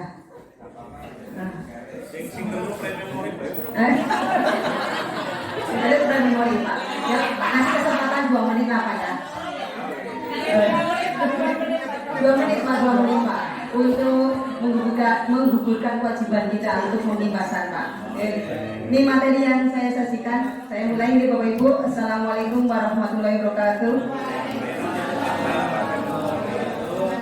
Langsung saja saya memaparkan tentang bagaimana membuat keyakinan kelas. Ini adalah salah satu penerapan budaya positif yang paling gampang kita lakukan Bapak Ibu, baik sebagai wali kelas maupun sebagai guru mapel. Keyakinan kelas ini sebetulnya seharusnya dilakukan di awal semester atau awal tahun ajaran baru, sehingga kita bisa membuat sebuah keyakinan atau nilai-nilai baik yang bisa kita sepakati bersama antar warga kelas. Lanjut Bu Ana, saya saya ya 22 menit karena saya yakin sebagian besar sudah membuat keyakinan kelas di kelas masing-masing. Latar belakang pembuatan keyakinan kelas yaitu dari filosofi Ki Hajar Dewantoro, di mana setiap pendidik wajib menuntun anak untuk bisa selamat dan bahagia baik sebagai pribadi maupun sebagai anggota masyarakat. Agar bisa bahagia dan selamat, kita sebagai pendidik di kelas masing-masing harus bisa menciptakan suasana pembelajaran yang menyenangkan, yang membuat anak tidak stres, yang membuat anak tergali bernalar kritisnya, mandiri dan sebagainya. Lanjut Bu Ana. Ini yang kadang-kadang rancu gitu. Apa sih bedanya keyakinan kelas, kesepakatan kelas, dan peraturan kelas? Untuk pembuatan keyakinan kelas, Bu Ana lanjut ke prosedur pembuatannya langsung, Pak. Ini tidak usah. Nah, keyakinan kelas itu sifatnya abstrak, Bapak Ibu. Ya, daripada peraturan yang rinci dan konkret. Kemudian keyakinan kelas berupa pernyataan universal, berarti berlaku secara umum untuk semua mapel. Kemudian keyakinan kelas senantiasa dibuat dalam bentuk positif, jadi jangan membuat kalimat dalam narasi negatif, diusahakan menghindari kata dilarang, tidak boleh, tapi diubah dalam kalimat positif. Kemudian warga kelas, jika seluruh siswanya ada 30 atau 32, itu wajib berkontribusi, wajib memberikan pemikiran atau harapan mereka terhadap kelas yang mereka impikan. Kemudian keyakinan kelas itu wajib kita tinjau berulang kali. Kalau ternyata ada beberapa anak yang tetap melanggar keyakinan yang sudah kita sepakati, keyakinan kelas bisa kita tinjau ulang. Lanjut Mbak Ana, ini caranya Bapak Ibu. Kita sediakan waktu pada pembelajaran mapel kita, beritahu mereka bahwa agar pelajaran kita menyenangkan, kemudian penuh makna, anak-anak bisa menyerap pembelajaran dengan baik, bisa berkolaboratif dan sebagainya, sesuai dengan profil pelajar Pancasila. Kita mempersilahkan anak curah pendapat atau diskusi. Apa yang mereka inginkan tentang kelas ideal, kelas impian. Mereka bisa membuat pertama peraturan, Bapak Ibu. Buat peraturan yang membuat suasana kelas menyenangkan. Satu anak, satu poin. Atau satu anak membuat satu keinginan. Kemudian selanjutnya, masukan dari semua murid ditulis di papan tulis Bapak Ibu. Misalnya anak mengharapkan hadir tepat waktu, kemudian mengerjakan tugas dan sebagainya. Tiket sesuai jadwalnya, misalnya seperti itu ya anak-anak nih. Kemungkinan dari 30 atau 32 siswa ini ada aturan-aturan yang sama. Tidak apa-apa Bapak Ibu, karena itu mereka adalah buah pikiran mereka sendiri. Nanti setelah dicatat di papan tulis, barulah kita sebagai guru dibantu oleh beberapa murid untuk menyusun kalimat mana yang memiliki nilai yang sama. Jadi di sini susunlah keyakinan kelas sesuai prosedurnya. Nah, lanjut Mbak. Misalnya di sini ada anak yang mungkin berjalan di kelas, kadang-kala di kelas 7 mungkin beberapa anak yang senangnya kalau jalan agak cepat sehingga kadang-kala menyenggol temannya dan membuat masalah gitu. Nah, harapan anak mungkin berjalanlah kalau di dalam kelas nggak usah lari atau nggak usah. Kemudian lanjut Mbak. Oh, itu tadi Mbak. Setelah dipilih-pilih mana aturan yang anak-anak sudah buat memiliki nilai yang sama, kita susun. Nah, jadi akan seperti ini. Setelah beberapa peraturan telah disatukan menjadi beberapa keyakinan, maka jumlah butir pernyataan keyakinan akan berkurang. Bisa berkisar antara 7 sampai 7 prinsip keyakinan. Nah, keyakinan ini adalah nilai-nilai universal yang tadi sudah dijabarkan oleh Bapak Bu Nasor. Di dalamnya, di situ nilai yang terkandung dalam aturan. Bila terlalu banyak, warga kelas akan sulit mengingatnya, akibatnya sulit untuk dijalankan. Jadi keyakinan kelas tidak usah banyak-banyak Bapak Ibu. Seperti peraturan kelas kan banyak Bapak Ibu. Data tertib sekolah itu kan banyak sekali. Kalau keyakinan kelas itu cukup 3 sampai 7 sesuai keadaan kelas masing-masing. Nilai kebajikan apa yang terkandung dalam peraturan. Kemudian setelah keyakinannya sudah dibuat, nanti dibuat di lembaran kertas, tulis, tempel di dinding yang terlihat oleh anak. Nah, keyakinan kelas ini bisa dipakai sebagai indikator kita untuk mengingatkan anak ketika melakukan kesalahan. Keyakinan apa yang sudah kita buat, apakah kamu sudah melakukannya atau belum, itu diingatkan terus. Nah, ini nanti dasar untuk menerapkan peraturan Mbak Nurul dan sebagainya. Dan setelah selesai kita datangani oleh semua warga kelas, guru mapelek dengan semua anak didiknya. Ini cara membuat keyakinan kelas Bapak Ibu bisa dipahami ya? Nah, semoga bisa kita terapkan di kelas kita masing-masing sehingga pembelajaran ideal atau suasana kelas yang menyenangkan bisa kita hadirkan di hadapan kita masing-masing Bapak Ibu. Harapannya pembelajaran yang kita berikan bisa penuh makna dan anak-anak tadi bahagia dan selamat sebagai manusia maupun sebagai anggota masyarakat. Terima kasih atas perhatiannya. Lebihnya mohon maaf. Wassalamualaikum warahmatullahi wabarakatuh. Waalaikumsalam warahmatullahi wabarakatuh.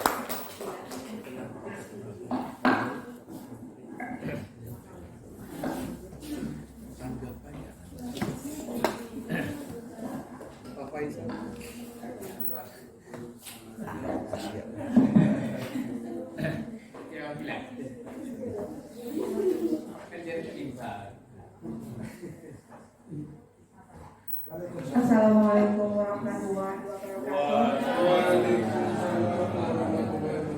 Terima kasih untuk Bapak Ibu yang masih dengan hati yang ikhlas ada di ruang guru ini. Semoga apa yang Bapak Ibu lakukan di sini bermanfaat dan dicatat sebagai amal baik kita semua.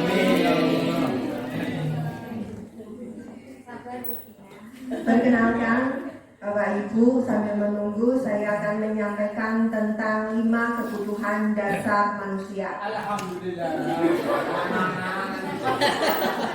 Ya, sudah disampaikan ke Bapak Darsono bahwa salah satunya ya butuh makan, butuh dan sebagainya. Namun apa yang saya sampaikan adalah nantinya sesuai dengan apa yang saya terima dalam program pendidikan guru penggerak.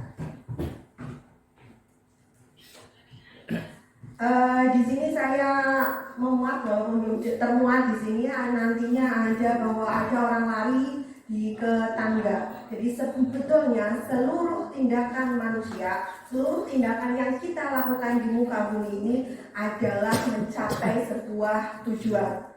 Dan sesuatu itu tujuan hidup seseorang pasti berbeda-beda. Tapi seseorang yang tidak memiliki tujuan bagai layang-layang yang putus tanpa arah, mudah dipengaruhi dan sebagainya. Dan di dalam kebutuhan ini, di dalam kebutuhan dasar ini, seseorang akan mendapatkan keinginannya. Untuk mendapatkan sebuah keinginannya, itu mendapatkan keinginan akan mendapatkan juga satu atau bahkan lebih dari kebutuhan dasar manusia. Ya, menurut William Glasser ya dalam Choice Story tentang 5 kebutuhan dasar, Mbak Ana. Ya, ada 5 kebutuhan dasar manusia. Yang pertama adalah kebutuhan untuk bertahan hidup, ya, yaitu survival. Kemudian yang 2 kasih sayang dan rasa diterima, love and belonging. Kemudian yang ketiga adalah kebebasan, yaitu freedom ya. Lanjut ke berikutnya penguasaan, power, dan yang terakhir adalah kesenangan atau fun.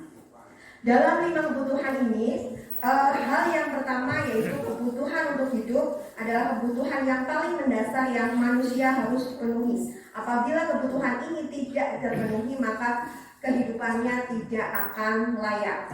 Semisalnya adalah tentang tadi yang sudah disampaikan oleh Bapak Darsono, makan ya.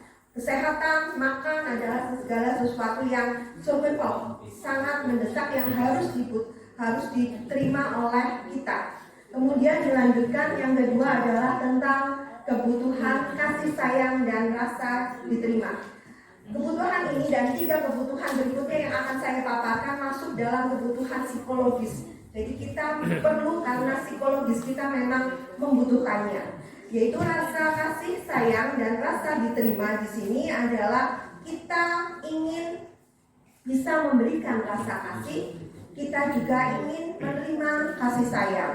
Kita ingin terhubung di dalam sebuah koneksi. Ya, jika di dalam ruang guru ini kita tidak diterima, maka kebutuhan kita berarti yang kedua ini tidak terpenuhi. Ya, sehingga ketika kita ada di sebuah lingkungan, maka kita harapannya bisa diterima. Selanjutnya yang ketiga adalah kebebasan akan pilihan.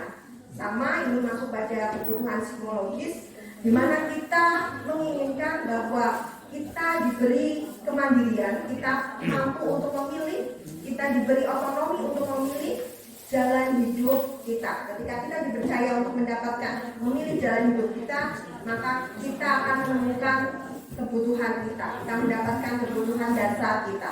Kemudian yang keempat, penguasaan. Ya, semua orang butuh akan penguasaan. Apalagi seperti kita yang sudah bekerja seperti ini, kita butuh dianggap, ya, kita dianggap mampu mencapai tujuan, mencapai kemampuan kita. Kita dianggap mampu untuk mengajar, kita mampu untuk melakukan sebuah kegiatan. Ini juga sebuah kebutuhan. Jadi ketika seseorang menghargai kita atas kemampuan kita, maka kita akan merasa menerima atas 5 kebutuhan dasar kita. Dan yang terakhir adalah kesenangan. Bayangkan jika kita hidup tanpa adanya kenikmatan kesenangan. Jadi semua hal di dunia ini kita butuhkan adalah adanya tertawa, kemudian bermain. Itu adalah hal lumrah yang kemungkinan saja harus kita penuhi. Jadi 5 kebutuhan dasar inilah yang dibutuhkan oleh manusia. Jika ada anak kita atau bahkan diri kita kemudian sulit untuk melakukan sebuah peraturan, kita sulit untuk berangkat pagi, kita sulit untuk melakukan pekerjaan sesuai dengan tupoksi kita, maka perlu dipertanyakan apakah kebutuhan dasar kita terpenuhi. Karena seseorang yang 5 kebutuhan dasarnya akan terpenuhi akan mudah melakukan sebuah peraturan. Maka semua itu dikembalikan lagi kepada Bapak Ibu semuanya. Harapannya adalah kita semua adalah hati-hati yang luas, pemikiran yang luas, mau menerima perubahan, mau melaksanakan peraturan, karena kita semua sudah memenuhi 5 kebutuhan dasar pada diri kita. Jika masih sulit, maka pertanyakan apa yang kurang dari kebutuhan dasar pada diri Bapak Ibu semuanya. Terima kasih. Kiranya itu yang bisa saya sampaikan. Mohon maaf jika ada tutur kata yang kurang berkenan. Akhir kata, wassalamualaikum warahmatullahi wabarakatuh. Waalaikumsalam warahmatullahi wabarakatuh. Ya, sambut Bu Kati Luciana.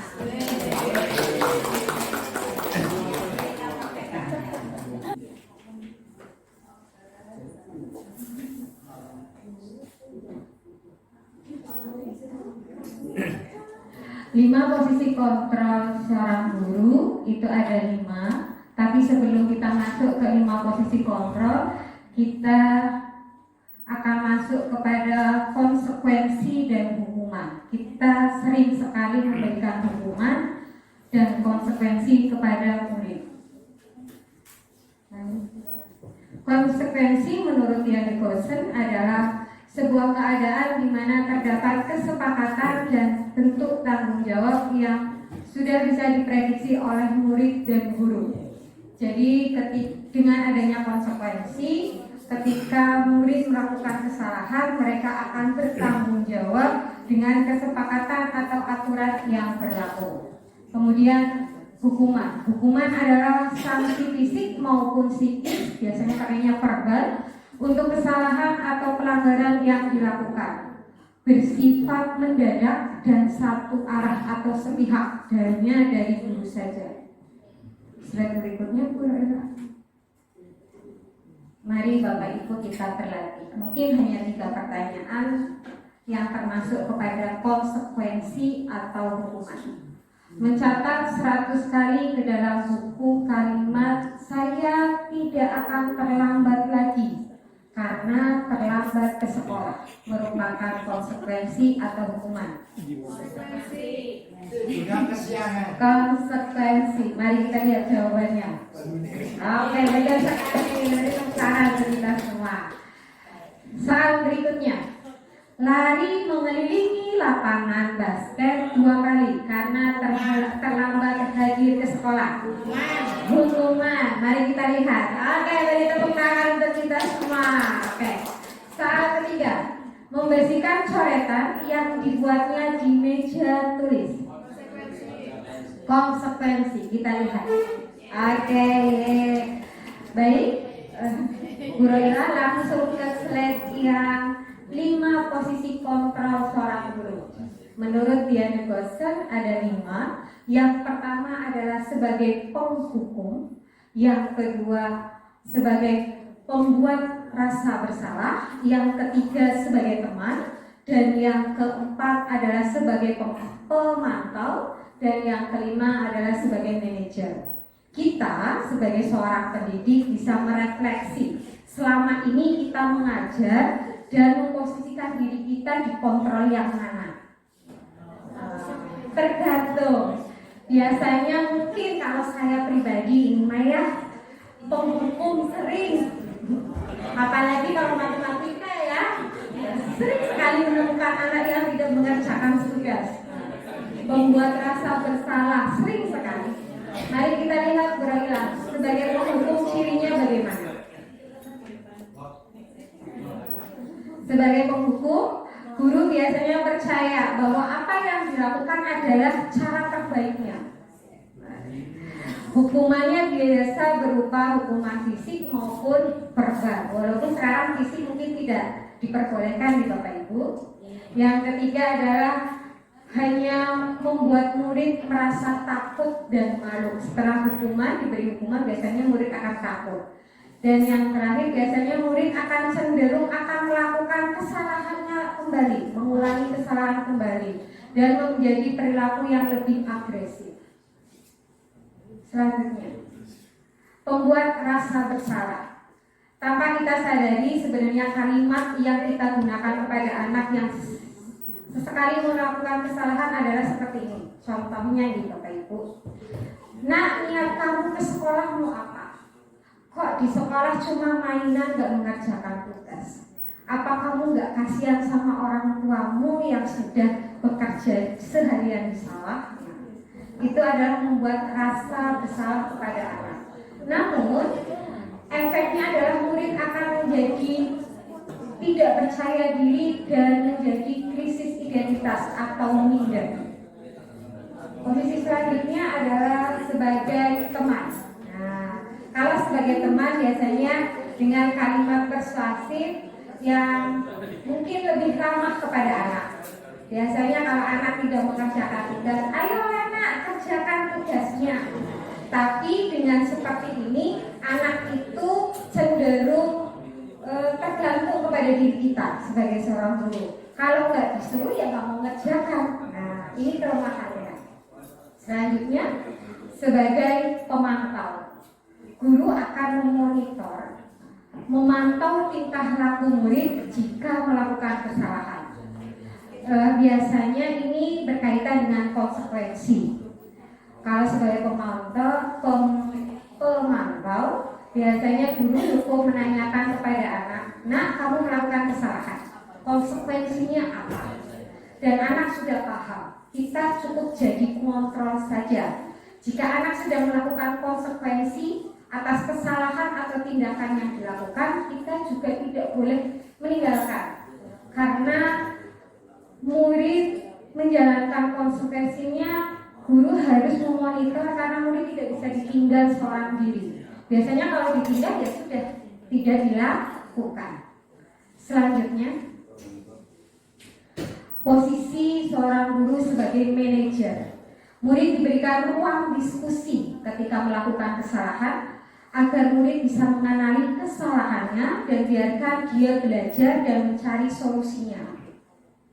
Kemudian kita sebagai guru hanya bisa memfasilitasi, mendorong, menuntun anak untuk mampu mengevaluasi diri dan mengontrol dirinya dia sendiri sebagai anak. Biar tindakan apa yang dia lakukan dia tahu efeknya seperti apa, mau menjadi pribadi yang seperti apa.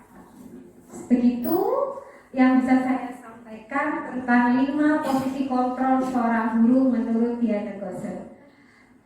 Materi selanjutnya tentang segitiga restitusi akan disampaikan oleh Ibu Nurul Afifah. Kepadanya dipersilakan.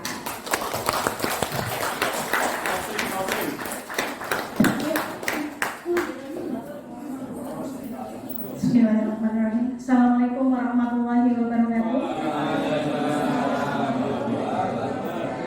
Sebelumnya saya mengucapkan terima kasih kepada Bapak Ibu guru yang masih setia dan mau menerima pengimbasan dari kami CGP Angkatan 7. Ya, izinkan saya di sini menyampaikan atau berbagi ilmu baru yang kami dapatkan ketika mengikuti pendidikan guru penggerak untuk modul 1, yaitu ada 4 pembahasan, dan ini adalah yang terakhir dari modul 1.4 tentang budaya positif.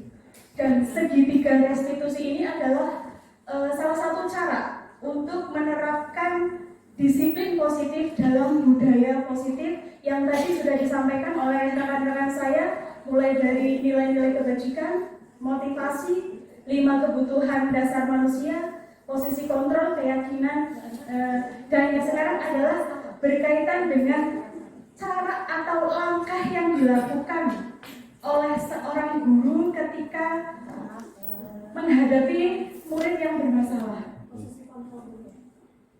Dan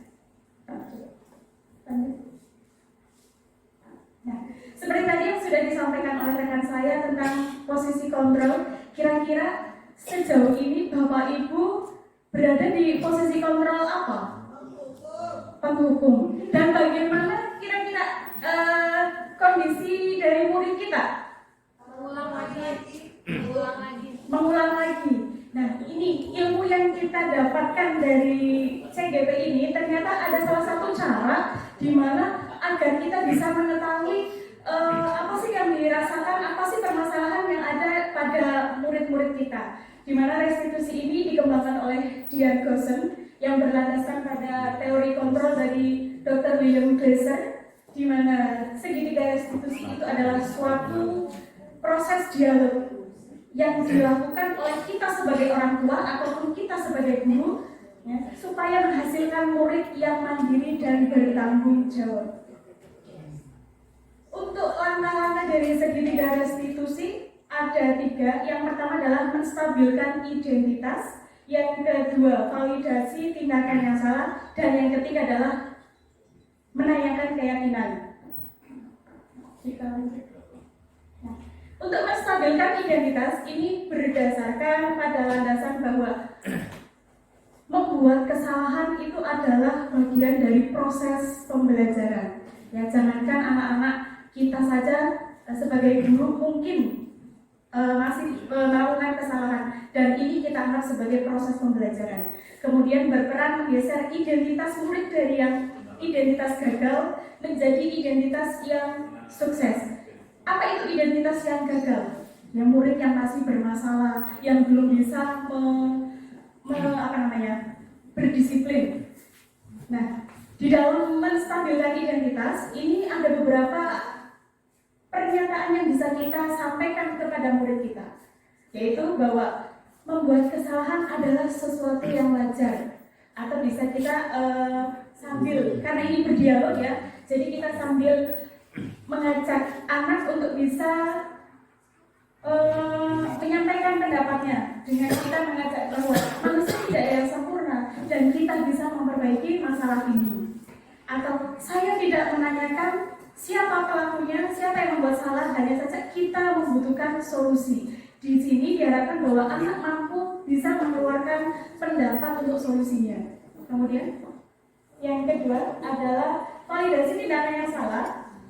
Di sini langsung saja kita bisa mengajukan pernyataan, kamu bisa saja bertindak lebih dari ini. Kemudian kamu bukan melakukannya karena tanpa alasan, bukan karena tadi seperti kebutuhan manusia, semua atau tindakan manusia pasti ada alasan, pasti ada untuk memenuhi kebutuhan. Kemudian dan yang ketiga adalah menanyakan keyakinan, di mana ini masih ada kaitannya dengan teori kontrol, menyatakan bahwa pada dasarnya kita termotivasi secara intrinsik, bahwa dalam diri kita itu sudah ada motivasi atau motivasi intrinsik. Nah, di sini kita bisa mengajukan pertanyaan sebagai anggota kelas atau warga kelas, apa yang kita yakini. Ini berkaitan dengan tadi pembuatan keyakinan kelas oleh yang sudah disampaikan oleh Bu Ade. Kemudian nilai-nilai apa yang sudah kita sepakati tadi dari Pak Bunasor. Kemudian seperti apa gambaran sebuah kelas yang ideal. Ini bisa kita ambil dari pembuatan keyakinan kelas. Kemudian kamu ingin menjadi seorang orang seperti apa?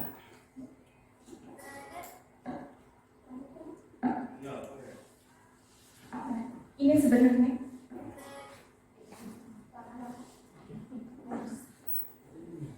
langkah-langkah restitusi yang jika sangkut pautkan dengan teori kontrol tidak.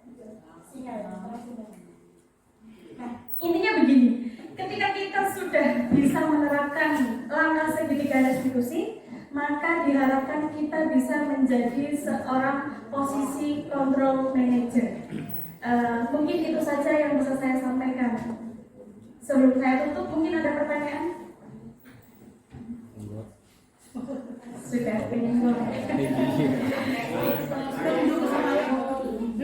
Kalau lihat dari awal materi sampai akhir itu memang juga luar biasa. Kalau kita yang jelas gitu. Paling tidak dari teman-teman ini satu sudah bisa memberikan contoh. Yang kedua, tujuan awal bisa memberikan motivasi dan dorongan. Jadi terima kasih Pak Iman. Ya, sebetulnya ketika kita bisa, guru kita sebagai guru bisa menempatkan sebagai manajer, maka disitulah kita dapat memunculkan motivasi intrinsik pada murid ataupun pada diri kita, yang kemudian akan menumbuhkan nilai-nilai apa yang diyakini, yang disepakati, dan muncullah karakter. Sehingga dengan harapan jika kita bisa menjadi posisi manajer, kita bisa mengetahui kebutuhan apa saja dari murid, motivasinya bagaimana, langkah-langkahnya bagaimana, yang akhirnya kita bisa menghasilkan murid tadi bertanggung jawab, kuat secara pribadinya, punya wawasan untuk bisa menyelesaikan permasalahannya, dan juga mandiri dan merdeka. Mungkin seperti itu saja yang bisa saya sampaikan. Kurang lebihnya saya mohon maaf. Assalamualaikum warahmatullahi wabarakatuh. Waalaikumsalam warahmatullahi Waktu saya serahkan kembali pada moderator. Kami merdeka. Bapak Ibu yang berbahagia dan Bapak Guru hebat semuanya, kita sekarang berada di penghujung kegiatan, yaitu acara penutup. Saya selaku moderator mengucapkan terima kasih sebanyak-banyaknya kepada Bapak Ibu yang berkenan untuk setia menunggu sampai terakhir acara ini ditutup. Semoga apa yang dipaparkan oleh 8 calon guru penggerak dari SMP Negeri 2 Jatibarang bisa kita ambil hikmahnya, kita ambil manfaatnya, dan bisa kita praktekkan dalam keseharian kita sebagai pendidik untuk bisa menuntun anak didik kita agar selamat dan bahagia, baik sebagai anggota masyarakat maupun sebagai pribadi. Kurang lebihnya mohon maaf. Terima kasih sebanyak-banyaknya. Kita tutup acara hari ini dengan bacaan hamdalah bersama-sama. Alhamdulillahirrahmanirrahim. Wassalamualaikum warahmatullahi wabarakatuh. Waalaikumsalam warahmatullahi wabarakatuh. Sugeng kondur Bapak Ibu. Ibu, weekend bersama keluarga. Senang-senang, tapi jangan lupa besok ada acara keluarga.